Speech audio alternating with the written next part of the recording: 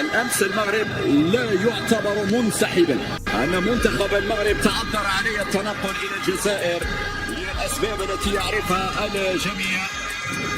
وبالتالي حتى يتم تصحيح بعض الأمور وتوضيح بعض الأمور بخصوص ما حصل بالأمس. الأمس المغرب لا يعتبر منسحبا، الدليل أنه في موقع الكاف في كل المواقع لم يتم اعتماد نتيجة 3-0، وبالتالي المغرب لا يعتبر منسحبا بل تعذر عليه أن السفر قبل انطلاق كأس إفريقيا للاعبين المحليين، وبالتالي لا تحتسب نتيجة مباراة الأمس بين المغرب والسودان مشاهدينا الكرام، عكس ما روج له بأن السودان فازت.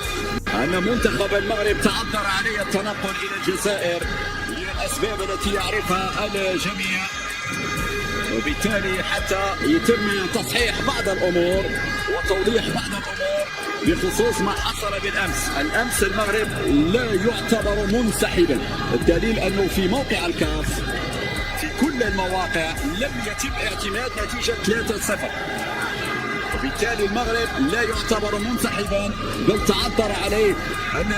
السفر قبل انطلاق كأس إفريقيا للاعبين المحليين، وبالتالي لا تحتسب نتيجة مباراة الأمس بين المغرب والسودان مشاهدينا الكرام، عكس ما روج له بأن السودان فازت.